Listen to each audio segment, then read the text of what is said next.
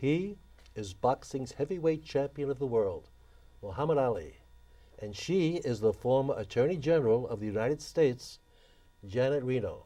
He is the award-winning film and television actor, Michael J. Fox.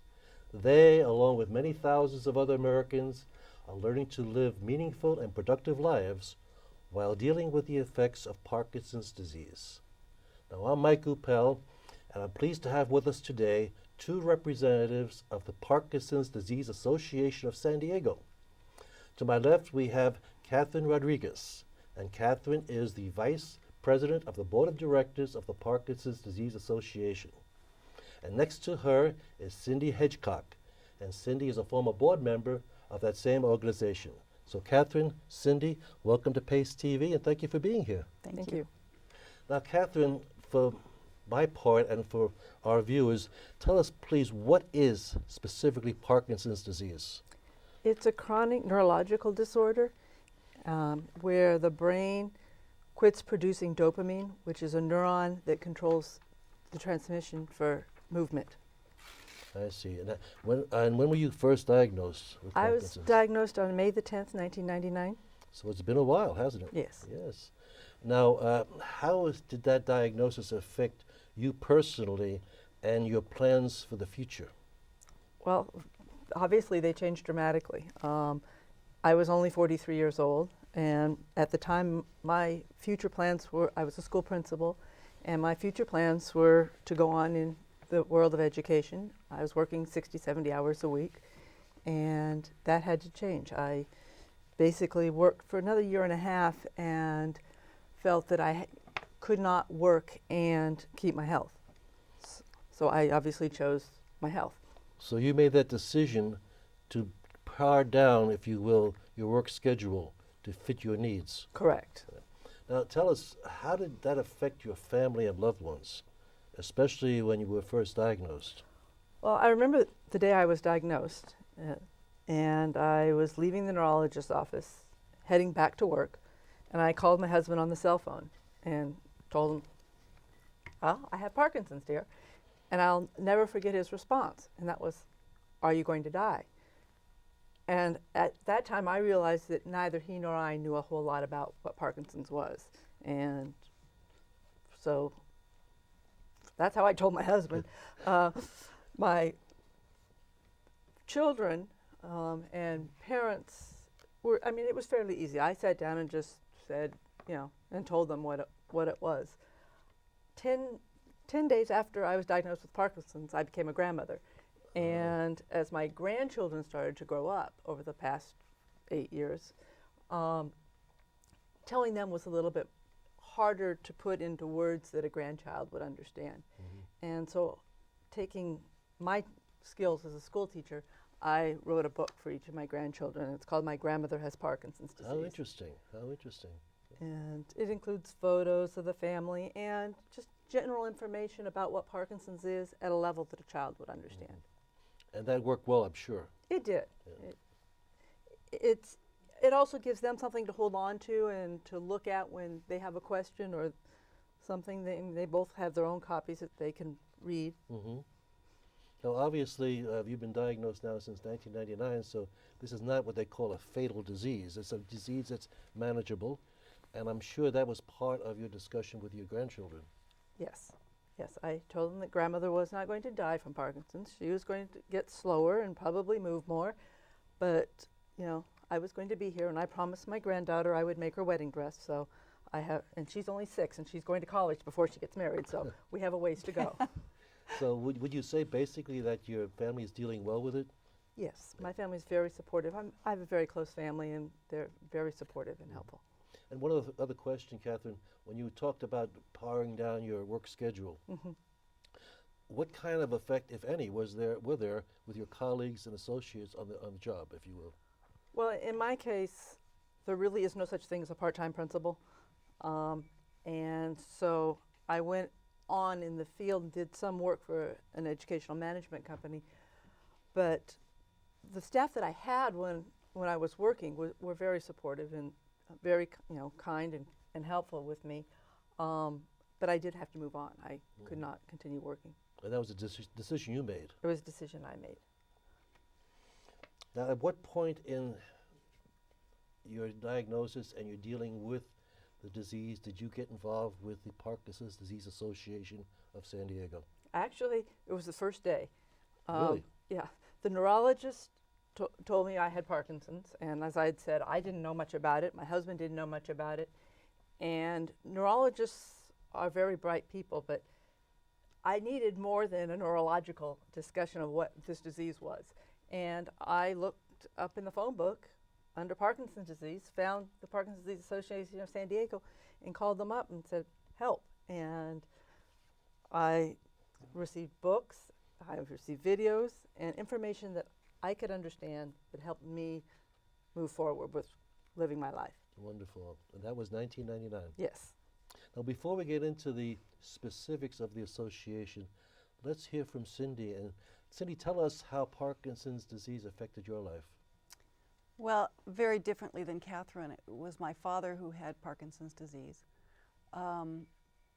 He was diagnosed when I was still in college, so it was quite a while ago. He was almost 50, and I'm an only child of very supportive, very protective parents, and I was protected from the day-to-day living, first of all because I wasn't living at home, and second because they protected me a great deal. At the time, my father told me that he had Parkinson's disease, and my reaction was the self-centered when am I going to get it, as well as trying to understand what it was. And he was reassuring, said he didn't think so, that they didn't think that there was a familial connection. And then I proceeded from it's all about me to trying to understand what was happening with my father, and not very much was. He had a small tremor at the time. I remember him, he's gone now, very fondly. It was always his right finger, and it was always moving, and I still see that. But the effects were really to my mother. She was the primary caregiver. I was not at home, and they, as they went on with their lives, decided to retire very quickly. My father found that stress affected his Parkinson's very negatively. Mm-hmm. And since he was approaching retirement age, as soon as he could retire, they did, and they moved to Northern Washington, so I saw even less of them. He had a neurologist in Washington. When we saw each other, he tried to explain to me what was going on with Parkinson's, that there was, again, he was not going to die of it, that he had a long life ahead of him. And my father focused very much on preserving his lifestyle as I went through my life, and he actually introduced me to my husband. Interesting. And we got married and had children, and he was very much a part of that. They grew up learning compassion, and as he became less and less mobile, they learned to help him. Now, was your mom the chief caregiver at that time? She was the chief caregiver until they no longer could live independently in Washington, and they came back to San Diego. But when they would come down to visit, to see the children and so on, one of the things they did, although he had a neurologist in Washington, they stopped in and discovered the Parkinson's Disease Association. And that was in its infancy, when we really just had a little closet office in a donated space on Marina Boulevard. And it was maybe 10 by 20. It was a little room stocked with all kinds of information. And my mother came back, and she had all these pamphlets and information. And one of the things that they did as my father got farther into the Parkinson's is he would seek out more people who had Parkinson's that he could learn from. He was proactive. He was proactive, and while they were very private people, he thought it was important to learn as much as he could. He was also an engineer and very analytical. So when they discovered the Parkinson's Disease Association of San Diego, and coincidentally Mary Mowry, who was one of the founding members, and she's just wonderful, they found kind of a home, a place where they could ask questions, a place where they felt comfortable and supported with other people who were going through the same experience. And that was really, really helpful, really special. Now, as far as your own life with your family and your responsibilities at home, how, if, in what way did it affect your everyday routine and your dealing with your own family? It really didn't, except that I was explaining to my children why Grandpa's hands moved all the time. That was a little bit different. And they just accepted it. That's the way he is. He was a loving, wonderful grandfather who taught them to fish and took them out in the boat and went crabbing. And those are the special times that I remember. And he wanted to be remembered by them as someone who had a lot of fun and tickled them and told them stories. And that didn't stop. He didn't become a different person just because he had Parkinson's disease. Mostly it's the eye of the beholder. It's the individuals who think that there's something different. The individual themselves, they're still the same people they always were. That's right. Now, we talked a little bit about the beginnings of the Parkinson's Disease Association. Now, apparently you got involved, Cindy, through obviously your father, but when did you actively get involved with the everyday runnings, or the board of directors, if you will, of the association? It actually was after he had passed away. My children were older, and I had more time, and I wanted to remember him in a meaningful way. And I went to the organization and phoned them up and said, I'm interested in becoming involved. Do you have any openings on your board? I'd like to come visit. I'd like to learn more about. I know you're a great organization, and I'd like to learn how I can help more. And that was almost 12 years ago. And I was a member of the board for 10 years and watched it become from a fledgling, very local, very personal organization, but very small, to what it's become today, which is a force in assisting with a cure, and mostly really being support and help for families, the whole family involved with Parkinson's disease. Let's talk a little bit about that now. Let's talk a little bit about the organization itself. Now, Catherine, you're on the board of directors. Correct. And Cindy, you were on the board of directors. Yes, I was. But tell us a little bit about how the board is made up, the type of people that are on the board. The board has a variety. We have both Parkinson's patients, caregivers, and professionals in different areas that help us, people like Cindy, people with financial backgrounds, people that are attorneys, people that are into public relations. So it's a very strong group of individuals that work together as a team to help with Parkinson's here in San Diego. And what are some of the programs? Obviously, it's non-profit. Oh, yes. But tell us a little bit about some of the programs, either one, either Cindy or Catherine, about what goes on. What do you supply the needs? How do you supply the needs that people have? We have two key areas: family services and educational programs. And in family services, we have support groups, and there are 14 of them in San Diego County. And there are support groups that meet for caregivers, for Parkinson's people themselves. There are support groups that are people that are newly diagnosed. So there's a different type of group for each individual. We have another program which I think is really exciting, and it's called the Good Start Program. And it's for newly diagnosed patients, and they go and learn a little bit about just living actively as a Parkinson's patient, going on, working, but, your life as a whole, and that Parkinson's is just a part of it. You're still the same person that you have, and you need to keep moving. That's very interesting, because this might be a good time to take a look at a film clip of 3 individuals that we have that represent basically what you've just said. So let's take a look at that and see what that looks like. Sean is a 62-year-old woman who has been playing soccer for 26 years. 3 years ago, she was diagnosed with Parkinson's disease. She continues to play soccer and golf. Kyle is a computer network administrator who was diagnosed with Parkinson's disease several years ago. He is married with 2 teenage children. He no longer works. He believes exercise is very therapeutic. Definitely exercise for me, and I think probably in general for Parkinson's patients, is super important. And that's why things like playing tennis have been really a lifesaver for me. But in addition to that, I go to a gym and work out a couple to 3 times a week, doing light weightlifting and stretching. I'll try to do a lot of stretching and some cardiovascular on a stair-step machine.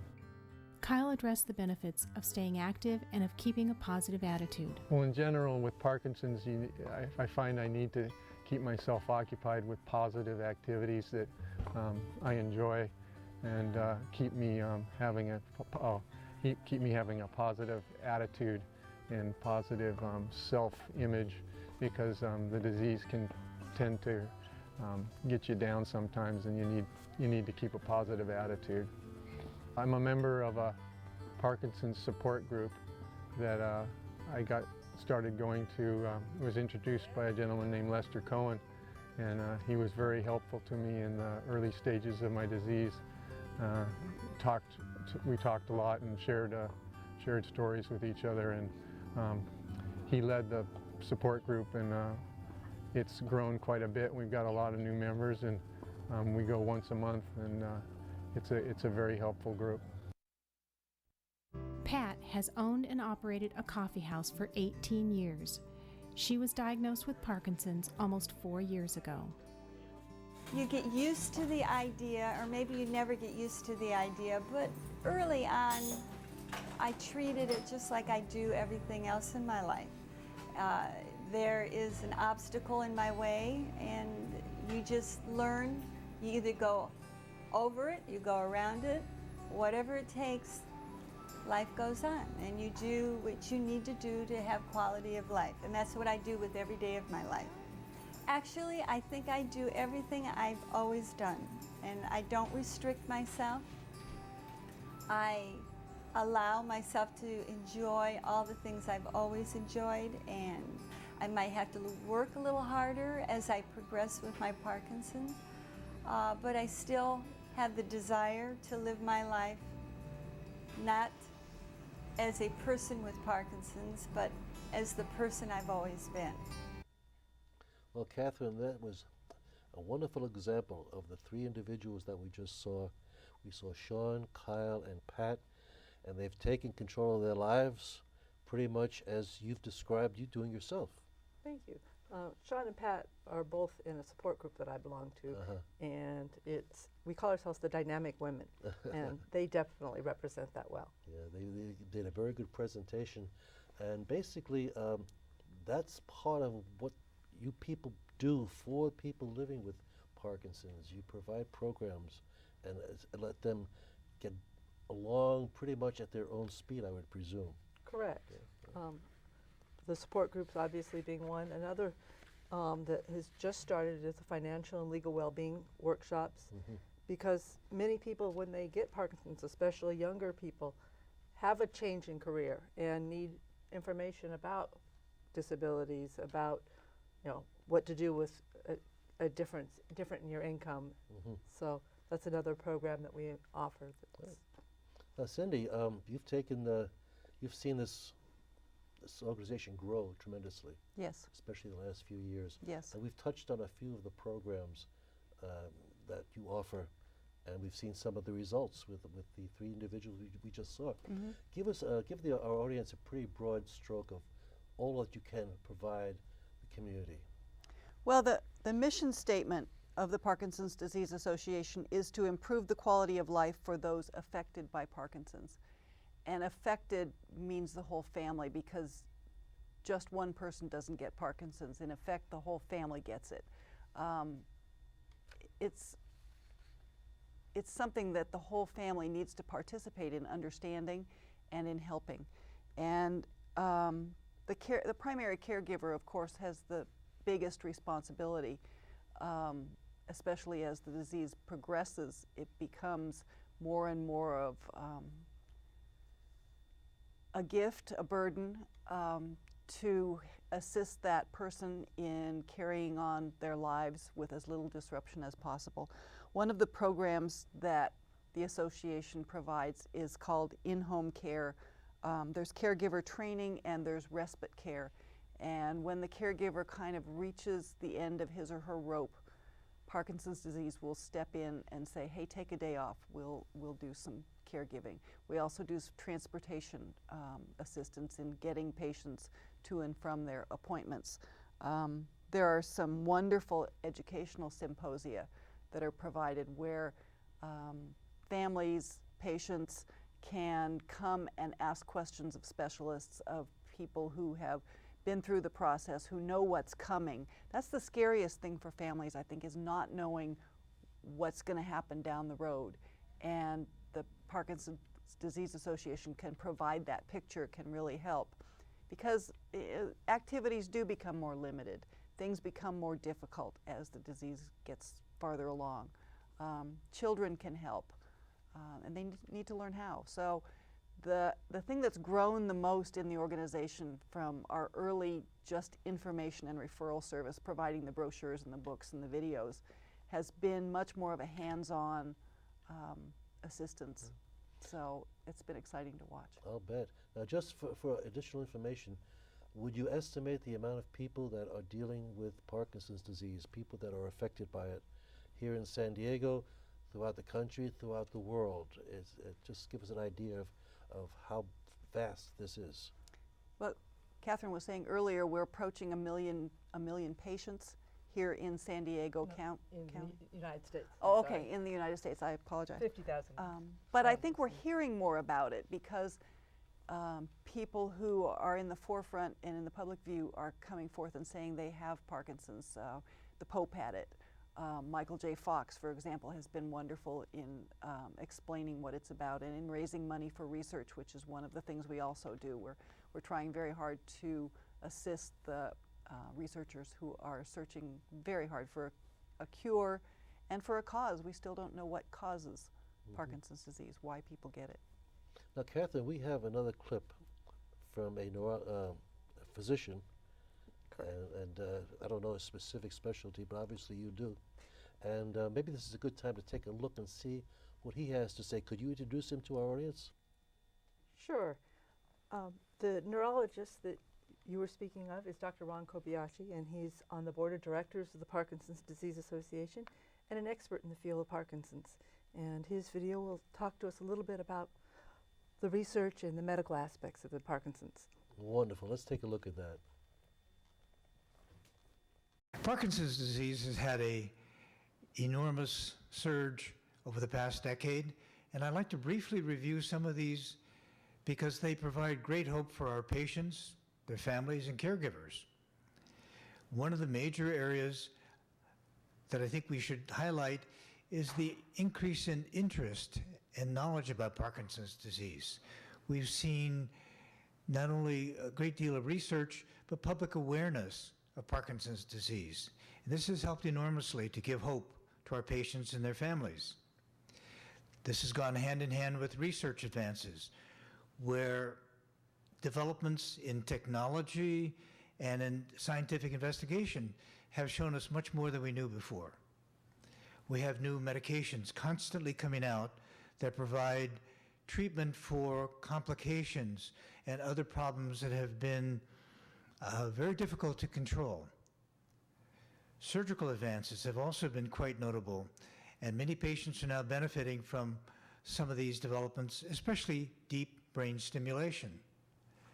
So I think from my perspective as a movement disorder specialist dealing with Parkinson's patients, that there is a great deal of reason to be hopeful about Parkinson's disease.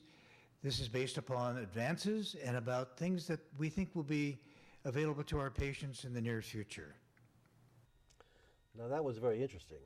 And Catherine, apparently there's hope out there. There are things happening every day. The good doctor seems to indicate that we have reason to be optimistic. We are, and there is a lot of research in the areas of stem cells and genes. There's new surgeries available, new medications. So yes, there's a lot of hope. That's wonderful. Now, Cindy, we talked a little bit about the programs that your organization offers. You hit upon the financial help. Can you want to touch on that just a little bit more? Absolutely. I think a lot of people want to help in the search for a cure, search for the cause, and a lot of the research that's going on. So that takes money. And many San Diegans have left a lasting legacy by donating money to Parkinson's disease. We have an annual fundraising event with a really fun auction, and that's a wonderful way to donate to Parkinson's. Ongoing donation programs, but the enduring legacy is starting to create for us an endowment fund, which is really something that will carry on the program for a long time. We also need volunteers within the office and for some of the programs, so that's another way that people can help the organization. So very anyone out there directly. would like to volunteer can pick up a phone, give you a call, and That's right. That's right. volunteer for whatever capacity. And we that have the you need them. Parkinson's Walk every spring too. So A Parkinson's Walk. you Is that a can- fundraiser? It's a fundraiser, and you can get together with your with the Parkinson's patient and walk together as a team and raise some money for research and really help the organization. So That that's a sounds fun way great. too. That sounds fine. Now, Catherine, any words that you'd like to pass on to maybe someone who has been recently diagnosed or knows someone who's been recently diagnosed, and just give them some idea of what you dealt with and how you dealt with it? Well, I think there's 4 key things. You need to have a positive and upbeat attitude, and equip yourself with knowledge. Do some research. Find out what's out there. Partner with your doctor, your caregiver, and the patient as a team, and then take action. Like you did. Pick up that phone and find out what you need to find out. Exactly. Well, I can't tell you how much we appreciate both you ladies taking time out of your busy day. I know, Cindy, you're a very busy woman. I know, Catherine, you've got a zillion things that you could be doing. But coming here and explaining what you do to our audience, we can't thank you enough. Thanks for the opportunity. You're welcome, and I wish you all good success, good luck, and carry on with your endeavors. Thank you. And we hope to see you again sometime. Thank you. Sure. Thank you.